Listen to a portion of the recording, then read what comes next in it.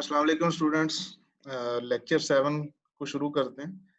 Lecture 7 में हम mainly देखेंगे कि प्रूफ जो है उसके क्या-क्या तरीके हैं। सबसे पहले हम शुरू करेंगे प्रूफ्स की टर्मिनोलॉजी के साथ और उसके बाद हम देखेंगे कि उसके डिफरेंट मेथड्स क्या हैं, कुछ एग्जांपल्स हम करेंगे और finally towards the end of this lecture हम देखेंगे कि सेट थ्योरी में हम कुछ चीजें, उसकी डेफिनेशन सेट क्या होता है, उसको लिखने के क्या तरीके हैं, उसमें ऑर्डर मैटर कर रहा है या नहीं कर रहा। तो let's begin with proof terminal. Proof आपके पास क्या होता है? ये एक वैलिड आर्गुमेंट होता है। वैलिड आर्गुमेंट के बारे में हम पढ़ चुके हैं कि वैलिड आर्गुमेंट क्या है, it is not a fallacy. और उसमें आप ये पढ़ चुके हैं कि वैलिड आर्गुमेंट वो होता है जिसमें अगर आप तमाम प्रेमिसेस जो है उनका कंजंक्शन करें और कंक्लूजन को उसके साथ अटैच करें यूजिंग एन इम्प्लीकेशन, तो वो जो प्रोपोजिशन होगी वो अगर टाटोलॉजी है तो उसे आप valid argument. So a proof is essentially a valid argument that establishes the truth of a mathematical statement. उसके बाद है एक्सियम या पास्टुलेट, आप इसे कहते हैं, एक ऐसी स्टेटमेंट जिसको आप अज्यूम करते हैं कि ये स्टेटमेंट जो है वो ट्रू। उसके बाद थ्योरम है a statement that has been proven to be true, एक ऐसी स्टेटमेंट जिसको आप प्रूव कर देते हैं कि ये ट्रू है। तो यूजुअली आप देखेंगे कि जब भी थ्योरम आएगा तो theorem is usually followed by a proof. ठीक है, ये थ्योरम जो है वो प्रूव हो चुका है और वो प्रूव कैसे हुआ है, उसकी रीजनिंग क्या है, उसके आर्गुमेंट क्या है, वो आप प्रूव कर रहे हैं। हाइपोथेसिस या प्रेमिस ये एक ऐसी एजम्पशन होती है जो कि यूजुअली अनप्रूवन होती है, लेकिन आप अपनी रीजनिंग में आप उसको यूज कर रहे होते हैं कि इसको आप ये अज्यूम कर लें, पी को ट्रू अज्यूम करेंगे तो फिर क्या होगा, फॉल्स अज्यूम करेंगे तो फिर क्या होगा। तो अपने आर्गुमेंट में आप जो है वो कुछ हाइपोथेसिस लेते हैं या प्रेमिसेस लेते हैं जो कि जिनको आप कोई भी वैल्यू अज्यूम कर सकते हैं अपनी रीजनिंग। उसके बाद लेमा है। लेमा एक माइनर थ्योरम को आप कहते हैं जब ये एक स्टेपिंग स्टोन होता है किसी बड़े थ्योरम को प्रूव करने के लिए। इसकी हम एक एग्जांपल भी देखेंगे तो उस एग्जांपल में आपको समझ आ जाएगी कि लेमा में और थ्योरम जो है उसमें क्या फर्क होता है। क्रॉलरी, ये भी एक माइनर थ्योरम होता है लेकिन ये प्रूव होता है as a consequence of a major theorem. ठीक है, यानी कोई मेजर थ्योरम आपने प्रूव कर लिया, उसके कॉन्सिक्वेंस के तौर पे एक माइनर थ्योरम खुद ही प्रूव हो जाता है। फॉर एग्जाम्पल आप कहें कि जी एक्स एक रियल नंबर है और उसकी अगर आप इवन पावर पे उसको करें, एवेलुएट करें, यानी एक्स रेज पर 2 पे करें, एक्स रेज पर 4 पे करें, एक्स रेज पर 10 पे करें, उसकी कोई भी इवन पावर पे उसको जो है वो रेज करेंगे तो वो एक पॉजिटिव नंबर होगा। अगर ये थ्योरम आप प्रूव कर देते हैं तो इससे इजीली आप ये क्रॉलरी जो है वो इन्फर कर सकते हैं कि जो स्क्वायर रूट, जो स्क्वायर है वो भी एक पॉजिटिव नंबर होता है, किसी भी रियल नंबर का स्क्वायर जो है वो भी पॉजिटिव। फाइनली आपके पास है कंजेक्चर। ये एक ऐसी स्टेटमेंट होती है that is believed to be true. Often ये प्रूव नहीं हुई होती लेकिन वाइडली बिलीफ यही होता है कि ये स्टेटमेंट जो है वो true। उसके बाद है प्रूफ मेथड्स क्या है। अगर आपने एक स्टेटमेंट पी है उसको प्रूव करना है तो उसको एक तरीका ये है कि आप उसकी बाय कंट्राडिक्शन उसको प्रूव कर दें। अब एक स्टेटमेंट पी अलोन है, यानी इसमें अभी कोई इम्प्लीकेशन नहीं आ रही, सिर्फ एक स्टेटमेंट पी है, उसको आपने प्रूव करना है। तो आप ये अज्यूम करेंगे जिसका जो कंट्राडिक्शन है यानी नॉट पी जो है वो ट्रू है, और फिर अपने आर्गुमेंट के जरिए आप ये साबित करते हैं कि नॉट पी जो है वो ट्रू नहीं हो सकता, या आप ये प्रूव करते हैं कि नॉट पी अगर ट्रू होगा तो इट विल इम्प्लाई फॉल्स।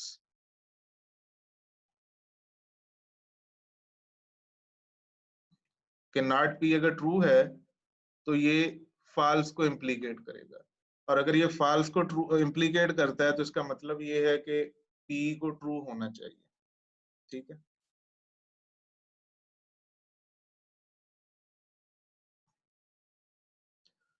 उसके बाद है एक इम्प्लीकेशन को अगर आपने प्रूव करना है तो फिर क्या होगा। उसमें एक तो ट्रिवियल प्रूफ है, सबसे पहले प्रूव क्यू बाय इटसेल्फ। आपने अपने सामने अगर आप पी इम्प्लाइज क्यू का ट्रूथ टेबल रखे और उसमें आप यहाँ देखें कि जहां जहां पे क्यू की वैल्यू ट्रू है तो इम्प्लीकेशन ट्रू हो जाती है regardless of the value of P.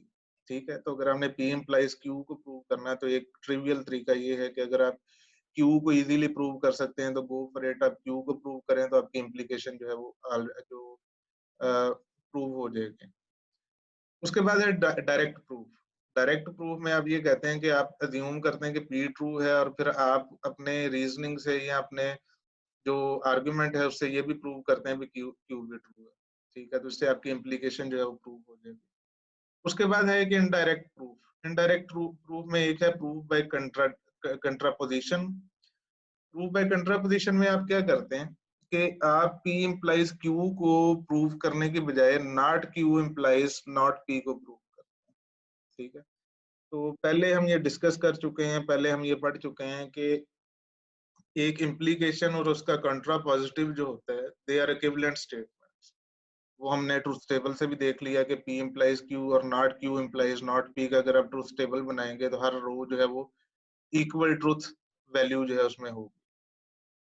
तो ये एक और तरीका है कि अगर आपने P इम्प्लाइज Q को प्रूव करना है तो आप ये देख लेंगे, अगर आपके लिए ये इजी है कि not Q implies not P को प्रूव करना ज्यादा इजी है तो आप उसको कर सकते हैं।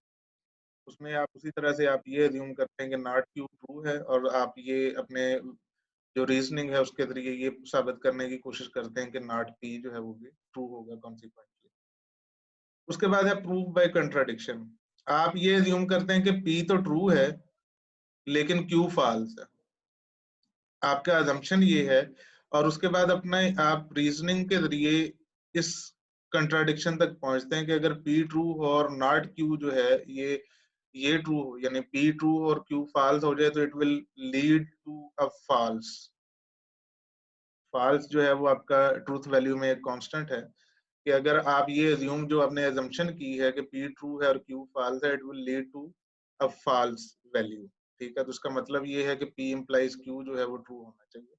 उसके अलावा आगे चल के आप ये भी देख सकते हैं, इस चीज को भी वेरीफाई कर सकते हैं कि ये जो मैं सर्कल कर रहा हूँ ये प्रोपोजिशन के P and not Q implies false, ये इक्विवेलेंट स्टेटमेंट है P इम्प्लाइज Q के। इसको आप ट्रूथ टेबल के जरिए भी वेरीफाई कर सकते हैं। और उसके बाद आप कहते हैं एक प्रूफ है, उसको वैक्यूअस प्रूफ कहते हैं।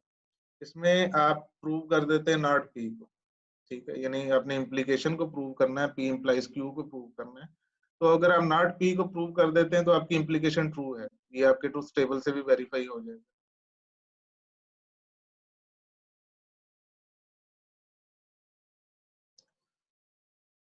उसके बाद है डायरेक्ट प्रूफ जो है, उसकी एक एग्जांपल हम देखते हैं।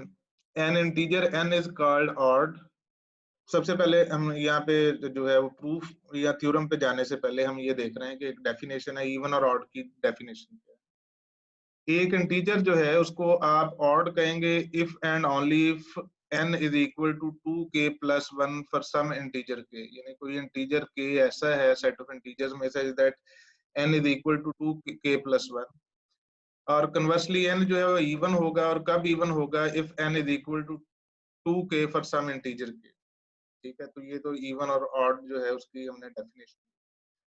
उसके बाद हमने ये कहना जो थ्योरम है वो ये है हमारे पास कि for every integer n if n is odd then n square is odd. ठीक है, अगर कोई भी इंटीजर n है और वो इंटीजर ऑड है तो उसका स्क्वायर जो है वो भी ऑड।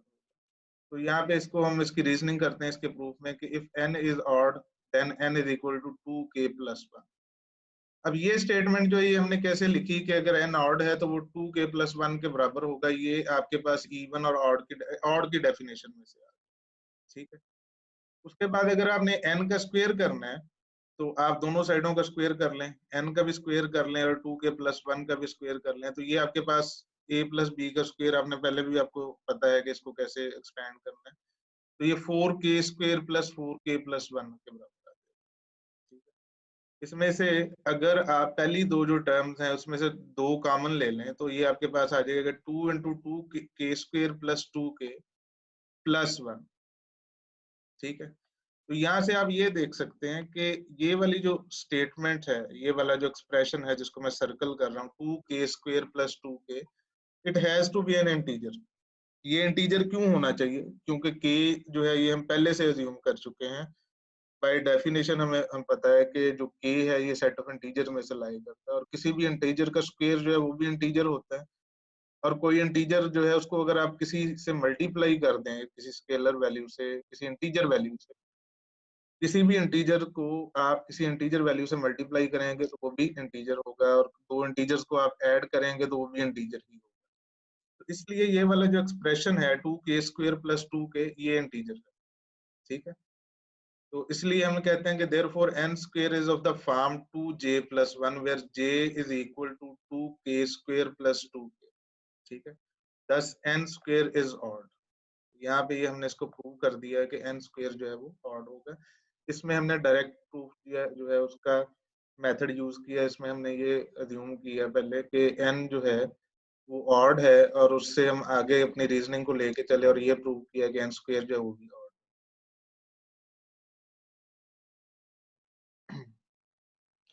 उसके बाद है प्रूफ बाय कंट्रापोजिशन। एक थ्योरम है, फॉर एग्जांपल आप ये कह रहे हैं कि for all n O 3n+2, ये ओ का जो टर्मिनोलॉजी है ये मैं आपको बता देता हूँ कि ओ जो है इसको हम ऑड नंबर के लिए यूज करेंगे, और इसकी डेफिनेशन हम वही यूज करेंगे जो इससे पिछली स्लाइड में हमने दी है कि if there is exist an integer k such that your value is equal to 2k + 1, तो वो वैल्यू जो है वो ऑड होगी। अगर वो 2k के बराबर है तो वो इवन होगी, ठीक है। तो ओ जो है वो ऑड को रिप्रेजेंट कर रहा है, यहाँ पे भी ओ जो है वो ऑड को रिप्रेजेंट कर रहा है। इसी तरह अगर हम इवन को यूज करना होगा तो हम उसके लिए ई यूज करेंगे। और ई ऑफ एन जो है इसको आप उसी तरह से देख सकते हैं, ई ऑफ एन और ओ ऑफ एन जो है ये प्रेडिकेट्स हैं या प्रोपोजिशनल फंक्शंस हैं। अगर इनको जो पास की हुई वैल्यू है वो वही होगी, लाइक ओ ऑफ 3 जो है वो ट्रू होगा, ओ ऑफ 4 जो है वो फॉल्स होगा, ठीक है। इसी तरह ई ऑफ 3 जो है वो फॉल्स होगा, ई ऑफ 4 जो है वो ट्रू होगा। तो जो प्रूव हमने करना है वो ये हम प्रूव कर रहे हैं कि फॉर ऑल n, और n की डोमेन मैंने यहाँ पे बताई है कि ये सेट ऑफ इंटीजर है। तो इसको हम ये कह सकते हैं कि for every integer n if odd 3n+2, अगर 3n+2 जो है वो ऑड नंबर होगा तो इट इम्प्लाइज कि n जो है ये भी एक ऑड। तो इसको हम कंट्रापोजिशन के जरिए जो है वो प्रूव करने की कोशिश कर रहे हैं। कंट्रापोजिशन से हमने क्यों प्रूव करना है, इसी मेथड का जो है, इसी जो थ्योरम है इसका डायरेक्ट प्रूफ हम आगे जाके देखेंगे, और उसमें देखेंगे कि हमें काफी मुश्किल पेश आ रही है। और इसका जो कंट्रापोजिशन के जरिए प्रूफ है वो काफी इजी है, इसलिए आप चूज कर सकते हैं, ठीक है। जब आपको पता है कि अगर कंट्रापोजिशन से या कंट्राडिक्शन से आपका इजी प्रूफ है तो आप उसको उससे कर लें। अगर डायरेक्ट प्रूफ आपको इजी लग रहा है तो आप उसके साथ कर सकते हैं। ओके, चूंकि हम कंट्रा पॉजिटिव को प्रूव कर रहे हैं तो हमने प्रूव क्या करना है कि for all n if not odd n implies not odd 3n+2। तो जो नॉट ऑड होगा उसको हम इवन कह सकते हैं, ठीक है। तो जो इंटीजर जो है वो नॉट ऑड है दैट इज इवन। तो इसको जब हम इक्विवेलेंट इसकी इक्विवेलेंस करते हैं तो हमारे पास ये एक्सप्रेशन आता है कि फॉर ऑल एन इवन एन, अगर एन जो है वो एक इवन नंबर है तो 3n+2 जो है it has to be even number as well, ठीक है। तो अब हम सपोज कर लेते हैं, यहाँ पे हम ये कहते हैं कि सपोज n इज इवन, और अपने आर्गुमेंट के जरिए हम ये प्रूव करने की कोशिश करेंगे कि 3n+2 जो है वो भी इवन होगा। तो अगर n इवन है तो ये इस तरह की फॉर्म इसकी होगी कि n is equal to 2k for some integer के, ठीक है। तो अगर हम n जो है वो 2k के बराबर है तो 3n+2 किसके बराबर होगा, this will be equal to 3 × 2k+2, जो कि ये फॉर्म लेगा 6k+2। तो इसमें से अगर आप 2 कॉमन ले लें तो ये आपके पास आ जाएगा 2 × 3k+1, और 2 × 3k+1 का जो ये वाला एक्सप्रेशन है इसके बारे में आप ये कह सकते हैं कि ये जो वैल्यू है ये एक इंटीजर वैल्यू है। इसको आप किसी और इंटीजर से j से रिप्रेजेंट कर दें, m से रिप्रेजेंट कर दें, किसी भी इंटीजर से। अब ये क्यों इंटीजर है, ये उसी आर्ग्यूमेंट के तहत इंटीजर है जो हमने पिछले प्रूफ के अंदर यूज किया है कि k का तो हमें पता है कि k एक इंटीजर वैल्यू, ठीक है। k को हमने एज्यूम किया था n = 2k for some integer k। तो k को 3 से मल्टीप्लाई करेंगे, यानी इंटीजर को एक और इंटीजर से मल्टीप्लाई करेंगे और उसमें एक और इंटीजर यानी 1 ऐड करेंगे, तो आपका रिजल्टेंट जो है वो भी एक इंटीजर ही होगा, ठीक है। तो इसलिए हम कहते हैं कि m जो है वो भी एक इंटीजर है which is equal to 3k+1, और 3n+2 takes the form of 2m, यानी 3n+2 is equal to 2m। तो इससे ये प्रूव हो गया कि 3n+2 जो है वो भी एक इवन नंबर है। तो हमने क्या किया, हमने जो अपना प्रूफ था उसका कंट्रा पॉजिटिव जो है उसको प्रूव कर दिया, तो उससे हम ये भी कह सकते हैं कि जो ओरिजिनल हमारी इम्प्लीकेशन थी वो भी प्रूव हो।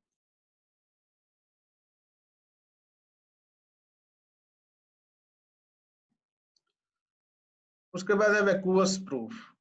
Show that not P is true to prove P implies Q. यानी आपने इम्प्लीकेशन को प्रूव करना है, लेकिन आप ये कहते हैं जी कि उसका प्रेमिस जो है वही फॉल्स है। तो जब भी आपका प्रेमिस फॉल्स होगा, आपको पता है कि आपकी इम्प्लीकेशन ट्रू। तो आपका थ्योरम क्या कह रहा है? आपका थ्योरम जो आपने प्रूव करना है वो ये कह रहा है कि फॉर ऑल इंटीजर्स n, ये डोमेन मैंने यहाँ भी मेंशन किया है कि आपका जो है वो इंटीजर्स में से होगा।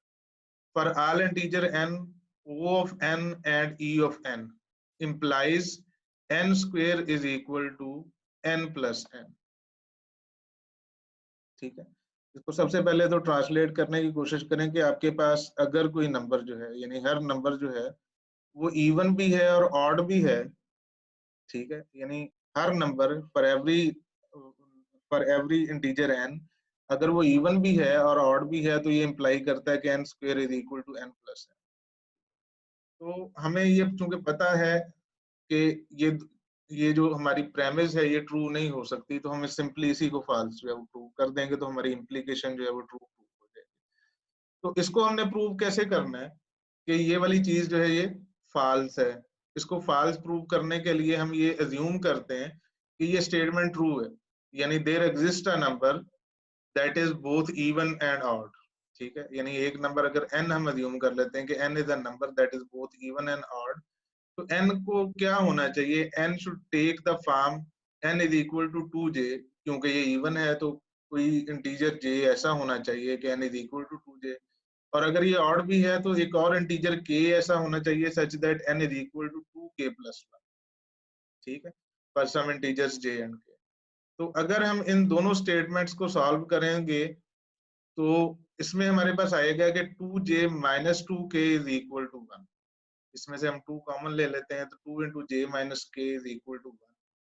लेकिन यहाँ से हमें पता है कि 1 जो है वो एक ऐसा इंटीजर है जो आप अचीव नहीं कर सकते by multiplying 2 with any integer. ठीक है, आप किसी भी इंटीजर के साथ 2 मल्टीप्लाई करें तो आपके पास 1 नहीं आ सकता। तो यहाँ पे हमारे पास एक कंट्राडिक्शन आ गई है।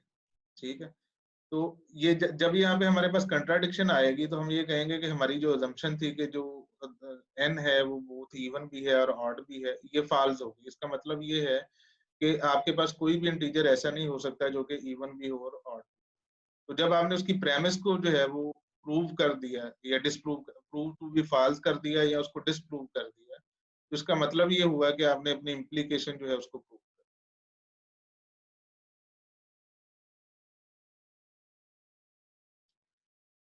उसके बाद है ट्रिवियल प्रूफ।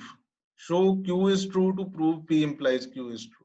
ठीक है, तो ये भी उसी तरह से जिस तरह हम पहले डिस्कस कर रहे थे कि अगर आपके पास इम्प्लीकेशन है और इम्प्लीकेशन का जो कंक्लूजन है उसको आप ट्रू प्रूव कर दें regardless of the value of P, तो आपकी जो इम्प्लीकेशन है वो ट्रू, ये आप ट्रूथ टेबल से भी वेरीफाई कर सकते हैं। तो थ्योरम आपके पास है, if n is the sum of two prime numbers then either n is odd और n इज इवन। ठीक है, तो इसको मैथमेटिकली हमने इस तरह से लिखा है कि for all n is equal to p1 plus p2 implies even n disjunction odd n where p1 and p2 are some prime numbers। ठीक है, तो यहाँ पे हमें ये पता है कि इसका कंक्लूजन को हम इजीली प्रूव कर सकते हैं, या हमें या इसको आप कंजेक्चर भी कर सकते हैं। हाल तो ये कंजेक्चर उस तरह से नहीं है, ये प्रूवन है, इसको हम अगर जनरली भी प्रूव करना चाहें तो कर सकते हैं। लेकिन इवन और ऑड का जो है प्रूफ, उसमें आपको यूज करना पड़ेगा इंडक्शन। इंडक्शन चूंकि अभी तक हमने नहीं देखी, तो हम उस जनरल बिलीव के जरिए ही ये कह सकते हैं कि any integer n is either odd और even, so the conclusion of the implication is true regardless of the value of truth of hypothesis. चूंकि ये वैल्यू जो है, जो आपका कंक्लूजन है वो ट्रू है, तो उससे क्या होगा कि आपका जो पूरी इम्प्लीकेशन है उसकी वैल्यू ट्रू। तो दोबारा रिपीट मैं यहाँ पे कर रहा हूँ कि जो ट्रिवियल प्रूफ है उसमें आप P implies Q को प्रूव करने की कोशिश करते हैं बाय प्रूविंग Q अलोन। ठीक है, अगर आपने Q को ट्रू जो है वो प्रूव कर दिया तो आपकी इम्प्लीकेशन ऑटोमेटिकली जो है वो ट्रू प्रूव हो जाएगी।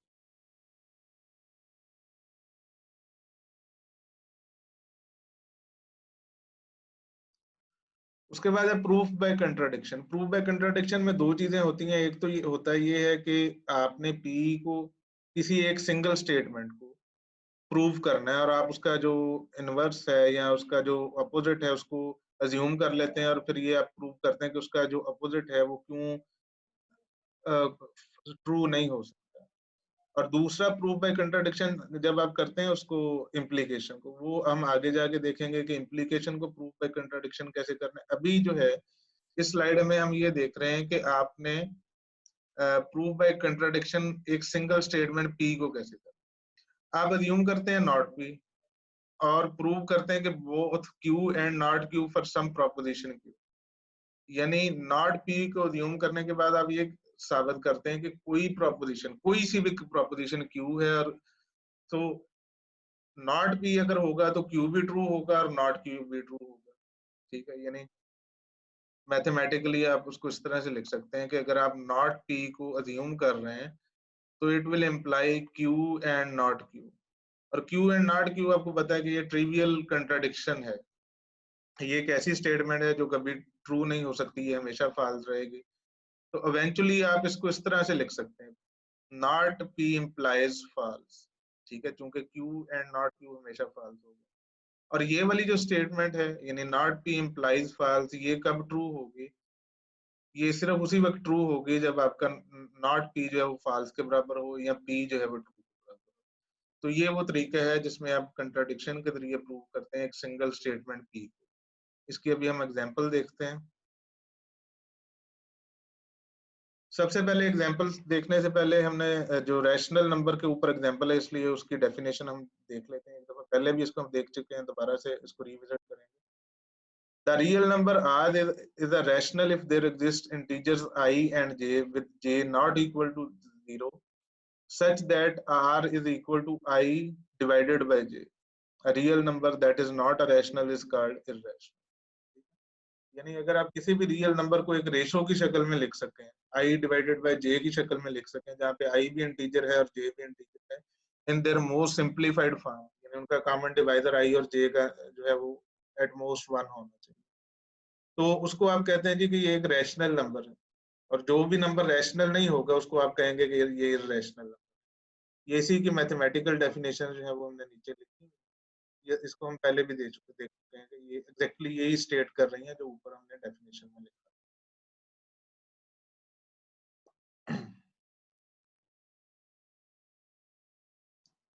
उसके बाद हमने प्रूव बाय कंट्राडिक्शन की जो एग्जांपल है उसमें ये देखना है कि ये प्रूव करना है कि √2 इज एन इररेशनल नंबर।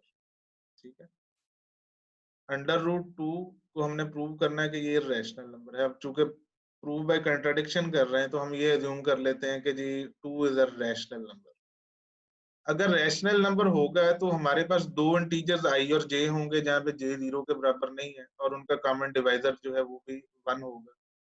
ठीक है, विद नो कॉमन डिवाइजर का मतलब है कि एट मोस्ट 1 उनका कॉमन डिवाइजर होगा, सच दैट कि 2 √ को आप इस रेशो की शक्ल में लिख सकते हैं। ठीक है, हमारी assumption जो है उसकी implication तो यही बनती है ना कि अगर 2 रैशनल नंबर है तो there exists an integer I and j such that 2 √ is equal to I divided by j where j is not equal to। अब हम ये करते हैं कि हम दोनों साइड्स का स्क्वायर ले लेते हैं। दोनों साइड का स्क्वायर लेंगे तो ये आ जाएगा हमारे पास कि 2 is equal to I square divided by j square। ठीक है, उसको फर्दर सिंप्लीफाई करेंगे तो हमारे पास आ जाएगा कि I square is equal to 2j square। ठीक है, सो आई स्क्वेयर इज इवन। ये स्टेटमेंट हमने कैसे लिखी कि आई स्क्वेयर जो है वो इवन है क्योंकि i square takes the form of 2k या 2m where m is equal to j square. ठीक है, तो j स्क्वेयर के बारे में हम कह सकते हैं कि ये इंटीजर है, चूंकि i और j दोनों को हम इंटीजर जो है वो अज्यूम करने के बाद अपना आर्गुमेंट आगे लेके जा रहे हैं। तो एक इंटीजर का स्क्वायर भी इंटीजर होगा तो 2 into some integer is something that we call an even number। ठीक है, तो आई स्क्वायर को हमने इवन नंबर कहा और thus i is also an even number। ठीक है, क्योंकि अगर n स्क्वायर इवन होगा तो n भी इवन होगा। i स्क्वायर अगर इवन है तो i भी इवन होगा गिवन दैट के बोथ आर इंटीजर्स।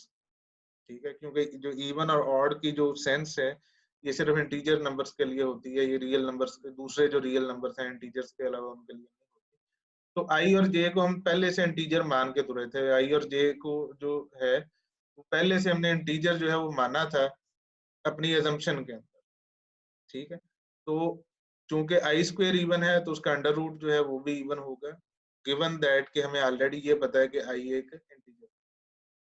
सो अगर आई एक इवन नंबर है तो i will take some form 2k, ठीक है। तो 2k की ये फॉर्म लेगा तो इसका मतलब ये होगा कि 2j स्क्वायर किसके बराबर हो जाएगा, ठीक है। मैं हम 2j स्क्वायर में ये वैल्यू, इस इक्वेशन में हम वैल्यू जो है वो प्लग करने जा रहे हैं। तो 2j स्क्वायर हो जाएगा 4k square. 2j square is equal to 4k square, क्योंकि आई को हमने 2k के बराबर रखा और यहाँ पे उसका स्क्वायर ले लिया, ठीक है। और जे स्क्वायर यहाँ से हमारे पास क्या आ जाएगा, ये आ जाएगा 2k स्क्वायर के बराबर, ठीक है। 10 वाई स्क्वायर, सॉरी यहाँ पे वाई स्क्वायर नहीं आना है, इसको मैं अभी करेक्ट कर रहा हूँ।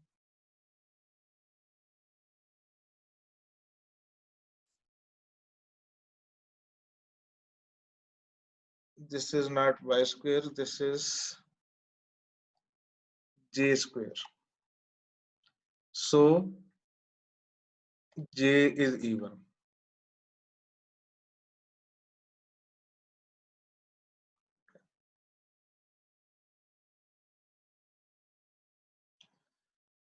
j square भी उसी तरह से एक फॉर्म ले रहा है which is equal to 2 into some integer, k square integer ही होगा चूंकि k को हमने एक इंटीजर जो है वो अज्यूम किया हुआ है। तो j स्क्वायर चूंकि इवन है इसीलिए j भी इवन होगा, जिस तरह हमने i के लिए आर्गुमेंट किया था इसीलिए j। लेकिन अगर i और j दोनों जो है वो इवन हमने प्रूव कर दिए हैं तो उससे क्या होगा कि उनका कॉमन डिवाइजर तो होगा कुछ, ठीक है। उसका कॉमन डिवाइजर एटलीस्ट 2 होगा। तो यहाँ पे हमें कंट्राडिक्शन मिल गई है टू अवर अजम्पशन। किस चीज से कंट्राडिक्शन मिल गई है, इस अजम्पशन से कि आई और जे दो इंटीजर हैं और उन दोनों का कॉमन डिवाइजर जो है वो नहीं है, नहीं है ऐसे मुराद एट मोस्ट 1। लेकिन यहाँ पे दोनों चूंकि इवन है और दो इवन नंबर का कॉमन डिवाइजर एटलीस्ट 2 तो होता ही है, उससे ज्यादा भी हो सकता है लेकिन एटलीस्ट 2 होता है। तो देयरफॉर आपने ये प्रूव कर दिया कि 2 under root can not be a rational number, क्योंकि 2 अंडर रूट को अगर आप रैशनल नंबर मानकर आगे चलते हैं तो उससे होता ये है कि आपके आई और जे जो उसकी रेशियोज हैं वो दोनों जो है वो इवन नंबर प्रूव हो जाते हैं, which is contradictory to our assumption। तो इसलिए 2 अंडर रूट has to be an irrational.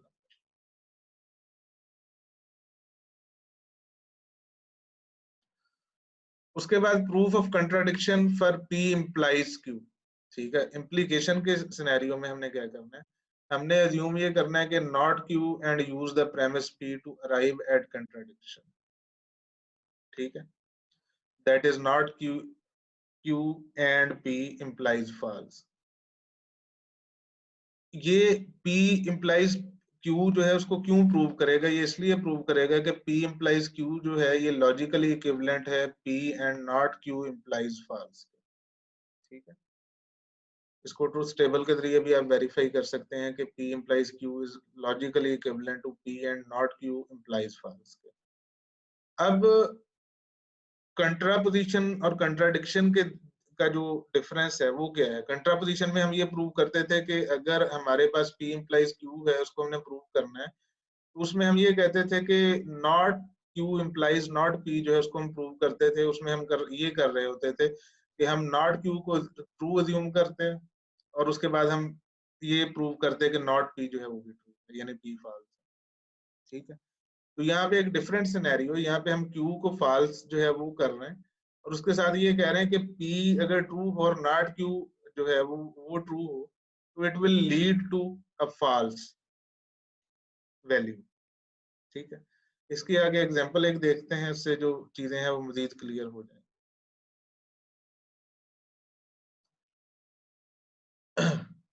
Theorem वही है जो पहले भी हम देख चुके हैं, उसको पहले हमने कंट्रापोजिशन के जरिए जो है वो प्रूव किया था, अभी इसको हम जो है वो कंट्राडिक्शन के जरिए प्रूव करते हैं ताकि आपको उस डिफरेंस का भी पता चले कि इसमें और उसमें क्या फर्क है। तो for all integers then if 3n plus 2 is odd then n is odd, that is, यानी ये उसकी मैथमेटिकल फॉर्म बनेगी कि अगर 3n plus 2 odd होगा तो इट इम्प्लाइज के आपका जो n है वो भी odd हो।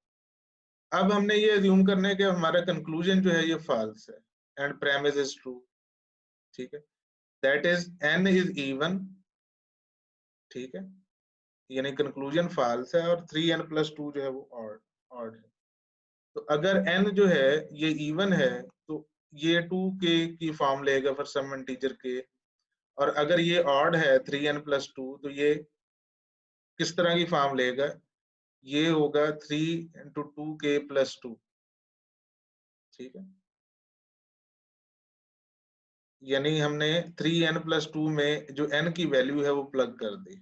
अभी हम सिर्फ उसके कंक्लूजन को हमने फॉल्स लिया, यानी n is equal to 2k लिया और n की वही वैल्यू हमने 3n plus 2 में प्लग कर दी। तो 3n plus 2 किसके बराबर आ गया, 3 into 2k plus 2 which is equal to 6k plus 2।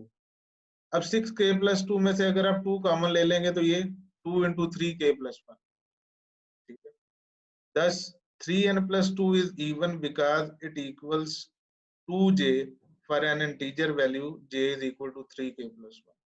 लेकिन हमने तो इससे मुख्तलिफ चीजें, इससे जो अपोजिट चीज है वो अज्यूम की थी। हमने ये अज्यूम किया था कि जो हमारा प्रेमिस है यानी 3n plus 2 वो तो ऑड है, लेकिन यहाँ पे हमने जब इसको किया तो ये हमारे पास एक इवन नंबर जो है वो प्रूव हो गया, ठीक है। तो ये हमारी कंट्राडिक्शन है हमारे ओरिजिनल अजम्पशन के साथ, तो इसलिए हम ये कहते हैं कि 3n plus 2 जो है वो अगर ऑड होगा तो n भी ऑड।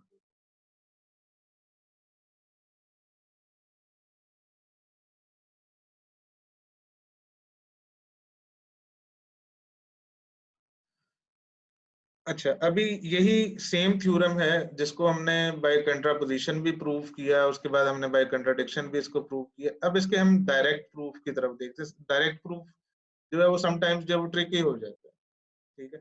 लाइक अगर आपको इस तरह की चीज दी गई है कि अगर n इवन है तो n स्क्वायर भी इवन है, तो आप n की कोई वैल्यू जो है वो अज्यूम करते हैं, वो वैल्यू लाइक अगर n इवन है उसकी वैल्यू 2k होगी, n स्क्वायर में प्लग करेंगे तो वो 4k स्क्वायर आ जाएगी, तो n स्क्वायर भी इवेंचुअली जो है वो इवन नंबर प्रूव हो जाएगा। लेकिन अगर आपके पास इस तरह की स्टेटमेंट है जहां से आपने एक एक्सप्रेशन से एक सिंपल वेरिएबल के ऊपर रिड्यूस करना है, यानी आपने 3n plus 2 से रिड्यूस करना है n के ऊपर, या आपने n स्क्वायर से n के ऊपर रिड्यूस करना है, तो वहां पे डायरेक्ट प्रूफ जो है वो थोड़ा सा ट्रिकी हो जाता है, ठीक है। तो उसमें हम क्या करते हैं, डायरेक्ट प्रूफ की पहले यही डेफिनेशन हम उसको रिपीट कर रहे हैं कि हम p को अज्यूम करते हैं, यानी हम ये यहाँ पे ये अज्यूम करेंगे कि 3n plus 2 जो है वो ऑड नंबर है, और उसके बाद हम ये प्रूव करेंगे कि उससे रीजनिंग के बाद हम ये प्रूव करेंगे कि q जो है वो भी ऑड नंबर है। अब यहाँ पे चूंकि हम अज्यूम किसको कर रहे हैं, हम 3n plus 2 को अज्यूम कर रहे हैं कि ये ट्रू है। इसको ट्रू कर जो है वो अज्यूम करने का मतलब ये है कि यू हैव दिस फॉर्म कि ये 2k plus 1 के बराबर है। लेकिन अभी हमें ये नहीं पता चल रहा कि 3n plus 2 को रिड्यूस करके या सॉल्व करके या सिंप्लीफाई करके n तक कैसे लेके, ठीक है। तो उसके लिए हम कुछ थ्योरम यूज करेंगे और एक लेमा जो है उसको प्रूव करेंगे, और इन जो है उन थ्योरम को और लेमा को प्रूव करने के बाद ही हम ये डायरेक्ट प्रूफ जो है वो कर सकते हैं।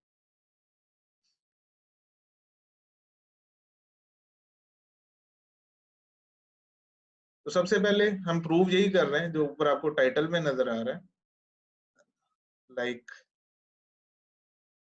हम ये प्रूव कर रहे हैं कि अगर 3n plus 2 जो है वो ऑड है तो n भी ऑड होगा। उसके लिए हम ये कर रहे हैं कि -2n -2 जो है इसको हमने इवन प्रूव करना है, ठीक है। तो ये एक सिंपल चीज है कि इसमें से अगर आप 2 कॉमन ले लें तो -n-1 जो है -n-1 जो है ये भी एक इंटीजर वैल्यू होगी। तो आपको एक इंटीजर वैल्यू मिल गई such that -2n-2 is of the form 2 into some integer. तो आपने यहाँ पे प्रूव कर दिया कि -2n-2 जो है ये एक इवन नंबर, ठीक है, क्योंकि ये इस तरह की फॉर्म लेता है 2 multiplied by सम इंटीजर, और यही हमारे पास इवननेस की जो है वो डेफिनेशन थी। उसके बाद एक और थ्योरम हमें जो है वो प्रूव करना पड़ेगा। उसमें वो प्रूव थ्योरम ये है कि for all integers n and m in z, ठीक है, z जो है वो सेट ऑफ इंटीजर्स की बात कर रहे हैं, for all n for all m in z, अगर n जो है वो ऑड होएगा एंड m जो है वो इवन होगा, दिस इंप्लाइज के इन दोनों का जो एडिशन होगा वो ऑड नंबर, ठीक है। तो ये थ्योरम है जिसको हमने, तो हम क्या करते हैं कि इसकी जो प्रेमिस है उसको ट्रू मान लेते हैं, ट्रू अज्यूम कर लेते हैं, और उससे हम ये देखते हैं कि इसकी जो उसका जो कंक्लूजन है वो हम प्रूव कर सकते हैं या नहीं कर सकते। तो हमने ये कहा जी कि ये वैल्यू जो है वो ट्रू है, यानी O of n and E of m, there are two integers n and m such that n is odd and m is even। अच्छा, अगर n जो है वो इवन है तो इसका मतलब ये है कि there is some x in z, capital Z जो है वो सेट ऑफ इंटीजर्स है, कि आप n को इस फॉर्म में लिख सकते हैं कि n is equal to 2x plus 1, sorry अगर ये n is odd, ठीक है, n odd था तो n को आप इस फॉर्म में लिख सकते हैं कि 2x plus 1। यहाँ पे आपकी कंजंक्शन जो है वो उसी तरह से रहेगी, और इसी तरह आप ये कहेंगे कि there exist some y in set of integers such that m takes the form 2y, क्योंकि m को आपने इवन कहा था। अच्छा, अगर आप m और n की ये वैल्यू ले लें, यानी n जो है वो 2x plus 1 के बराबर है और m जो है वो 2y के बराबर है, तो n plus m किसके बराबर होगा? n plus m जो है वो बराबर होगा कि there is some x and y in set of integers, कि n plus m जो है वो 2x plus 2y plus 1 के बराबर होगा, 2x plus 2y plus 1। तो ये जो पहली दो टर्म्स हैं इसमें से अगर आप दो कॉमन ले लें तो आपके पास ये आ जाएगा 2 into x plus y plus 1। तो x plus y के बारे में आपको जानते हैं कि ये दो इंटीजर्स का सम है, तो ये भी एक इंटीजर होगा, तो इसको आप किसी और इंटीजर से रिप्लेस कर सकते हैं। तो इसका मतलब ये हुआ कि n plus m is equal to 2 into some integer plus 1। इसका मतलब ये हुआ एसेंशियली कि जो n plus m है ये आपके पास एक ऑड नंबर, ठीक है। यही चीजें यहाँ पे लिखी हुई है कि there exist some integer k that is equal to x plus y and it is in set of integers such so n plus m is equal to 2k plus 1, hence it is proven that n plus m is equal to odd, या n plus m is odd, ठीक है। अच्छा, अब यहाँ पे हमने एक lemma prove किया, एक थ्योरम वन प्रूव किया, उसके बाद हम आते हैं अपने जो असल थ्योरम है जिसको हम प्रूव करने की कोशिश कर रहे हैं। अच्छा, इसको हमने प्रूव करने तो हम ये करते हैं, और हमने करना भी डायरेक्ट प्रूफ था। डायरेक्ट प्रूफ में यही होगा कि आप अपनी जो प्रेमिस है उसको ट्रू मानेंगे और उससे लॉजिकली जो है वो रीजनिंग करते हुए अपने कॉन्सिक्वेंस के ऊपर जाएंगे। तो हमने ये अज्यूम किया कि हमारा जो प्रेमिस है वो ऑड नंबर है, ठीक है, और साथ ही हमने ये कहा कि ये ऑड नंबर है एंड इवन नंबर -2 एंड -2, ठीक है। यानी इसकी जो पहली टर्म है इस कंजंक्शन की, ये तो हमने अज्यूम किया, और डायरेक्ट प्रूफ में हम यही अज्यूम करते हैं कि जो प्रेमिस हो उसको, और ये चीज जो है ये हमें कहाँ से मिली, ये हमने लेमा प्रूफ किया कि -2 एंड -2 जो है वो एक इवन नंबर। लेकिन हमने इसको इसके साथ कंजंक्शन के साथ क्यों लिखा है, ठीक है। तो आपने जो रूल ऑफ इन्फ्रेंस देखे थे उसमें एक रूल था कंजंक्शन का कि अगर आपको P का पता है कि वो भी ट्रू है और Q का पता है कि वो भी ट्रू है, तो P एंड Q भी ट्रू होगा, ठीक है। दोबारा रिपीट कर रहा हूँ कि कंजंक्शन रूल ये कहता है कि अगर आपको प्रोपोजिशन P का पता है कि वो ट्रू है और Q का भी पता है कि वो ट्रू है, तो P एंड Q जो है वो भी ट्रू हो, तो आपने लिख दिया। उसके बाद आपने ये कहा कि अगर 3n+2 जो है वो ऑड नंबर है और -2 जो है ये इवन नंबर है, तो इन दोनों का जो सम होगा वो ऑड नंबर होगा, ठीक है। इन दोनों का सम जो होगा वो ऑड नंबर होगा। ये इससे पहले जो थ्योरम वन अभी हमने प्रूव किया उसने यही कहा, उसमें हमने यही प्रूव किया था कि the sum of even and odd number is even, sorry odd, ठीक है। दोबारा रिपीट कर रहा हूँ, the sum of even and odd number is always odd, ठीक है। तो ये हमने उस थ्योरम वन से जो है वो कर दिया, यहाँ पे कंक्लूड कर दिया। और इसको जब हम सिंप्लीफाई करेंगे तो 3n में से 2n चला जाएगा, सिर्फ n रह जाएगा, और 2 और -2 जो है ये कैंसिल आउट हो जाएंगे, तो आपके पास सिर्फ O ऑफ n रह जाएगा। इसका मतलब ये है कि आपने ये प्रूव कर दिया कि n जो है ये भी एक ऑड नंबर। तो ये एग्जांपल जो है ये मैंने स्पेसिफिकली ऐड की थी इस चीज को दिखाने के लिए या इस चीज को प्रेजेंट करने के लिए कि किस तरह से आपका जो डायरेक्ट प्रूफ है वो समटाइम्स मुश्किल हो जाता है, उसकी बजाय उसका इनडायरेक्ट प्रूफ जो है बाय कंट्राडिक्शन या बाय कंट्रापोजिशन जो है वो काफी इजी होता है। ठीक है, तो अगर आपको कोई प्रूव करने का कहा जाए और आपसे ये कोई आपके ऊपर रिस्ट्रिक्शन नहीं है कि आपने इसको कैसे प्रूव करना है, तो आप कोई भी तरीका जो है वो देख सकते हैं जो कि इजी।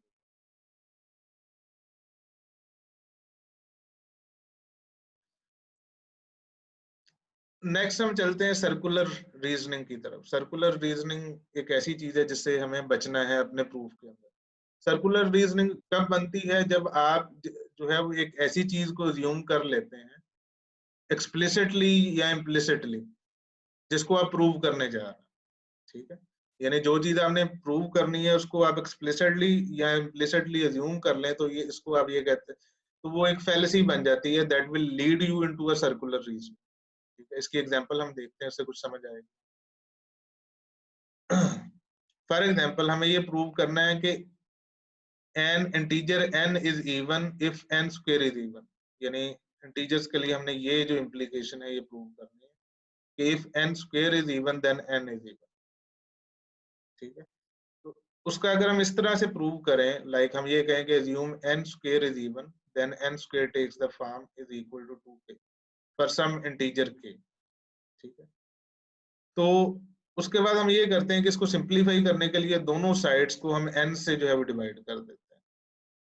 ठीक है, तो n स्क्वायर जो है वो n से डिवाइड होगा तो यहाँ पे n रह जाएगा, और 2k जो है वो n से डिवाइड होगा तो ये 2k डिवाइडेड बाय n आ जाएगा। इसमें से हम 2 को बाहर लिख लेते हैं और k बाय n को यहाँ पे लिख।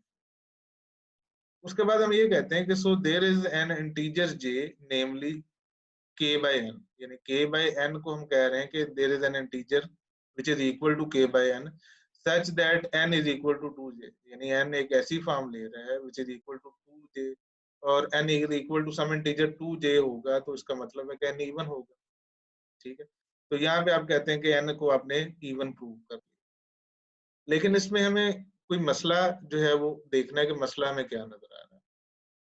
हम मसला ये नजर आ रहा है कि हम j को एक इंटीजर कैसे प्रूव करेंगे, how to prove that j is an integer.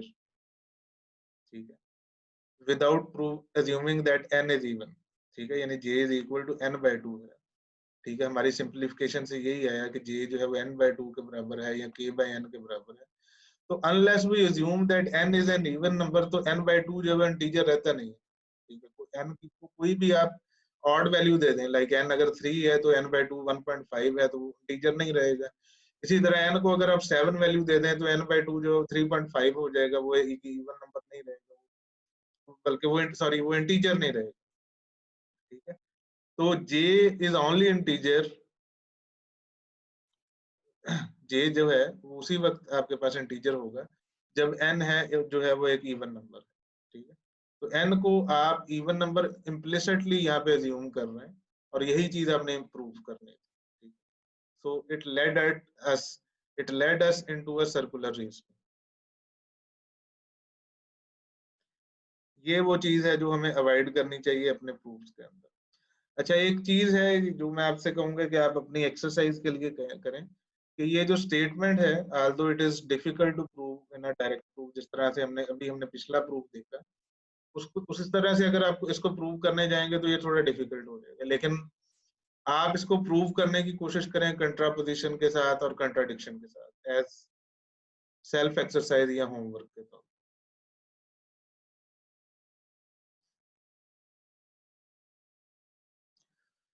उसके बाद हम चैप्टर 2 की तरफ जाते हैं। चैप्टर 2 में सेट्स हैं, फंक्शंस हैं, सीक्वेंसेस हैं और समेशंस हैं।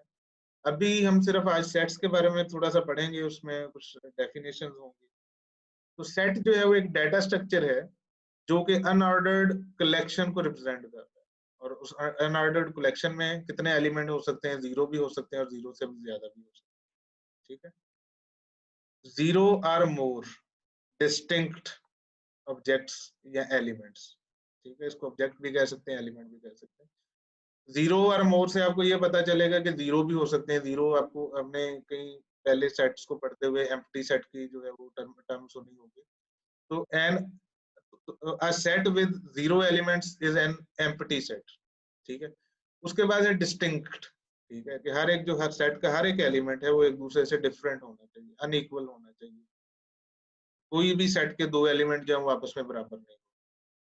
ठीक है, तो नोटेशन क्या है उसको लिखने की कि x बिलोंग्स टू s, यानी अगर s जो है वो आपका सेट है तो उसको लिखने की जो नोटेशन है वो ये है कि x belongs to a set s।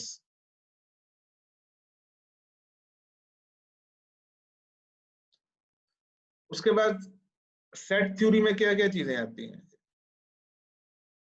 Set theory basically deal कर रही होती है जो ऑपरेशन सेट के साथ हो सकते हैं। ठीक है, ऑपरेशंस बिटवीन और relations among statements about sets. ठीक है, यानी सेट के दो दो सेट के दरमियान क्या रिलेशनशिप हो सकता है, या मल्टीपल सेट के दरमियान क्या रिलेशनशिप हो सकता है, या उनके ऊपर क्या क्या ऑपरेशंस हो सकते हैं। एक सेट को आप सब सेट कर सकते हैं, एक सेट को आप दूसरे सेट के साथ यूनियन कर सकते हैं, उनका इंटरसेक्शन कर सकते हैं। तो इस तरह की जितनी भी चीजें होंगी उस वो आप सारे जो है वो सेट थ्योरी का हिस्सा है। आपके जो सॉफ्टवेयर सिस्टम हैं उसमें भी सेट कॉमन है। लाइक जावा के अंदर जो दो क्लासेस हैं, एक सेट है और एक हैश सेट है, ये इन्हीं सेट्स को रिप्रेजेंट करने के लिए, मैथमेटिकल सेट्स हैं, इन्हीं को रिप्रेजेंट करने के लिए क्लासेस हैं। इसी तरह आप दूसरी लैंग्वेजेस में जाएंगे, ऑलमोस्ट तकरीबन तमाम लैंग्वेजेस में, लाइक जावा में तो आपने यहाँ पे देख लिया, उसके अलावा पाइथन में आपके पास सेट्स होंगे, उसके अलावा डॉट नेट में आप जाएंगे वहां पे आपको सेट्स मिलेंगे। तो सेट्स जो हैं ये मैथमेटिकल सेंस में हम इसको पढ़ेंगे, लेकिन इनकी जो इम्प्लीमेंटेशन है वो डिफरेंट प्रोग्रामिंग लैंग्वेजेस उसमें भी मौजूद।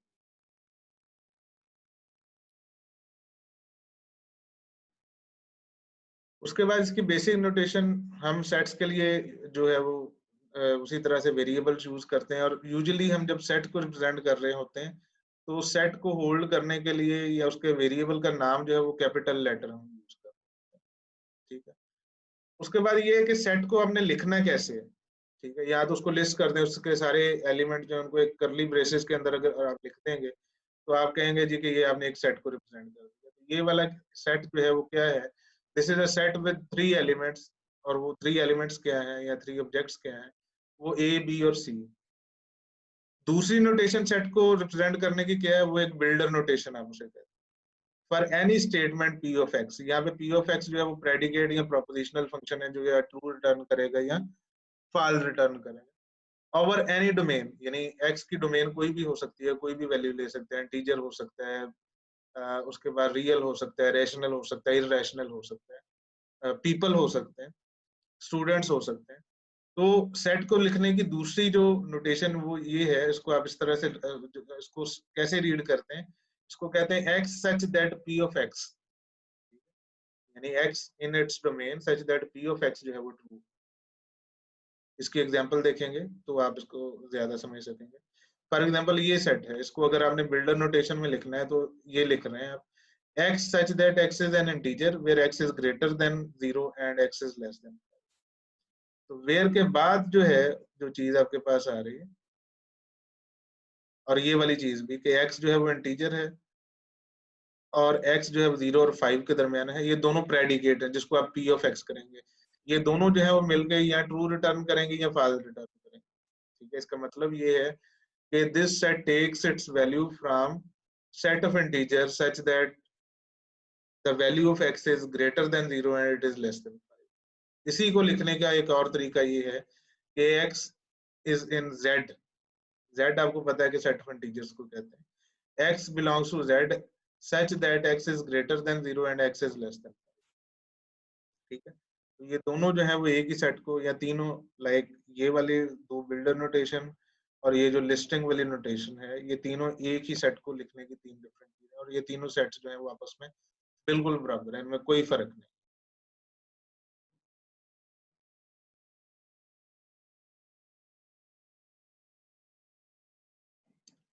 उसके बाद है सेट की प्रॉपर्टीज।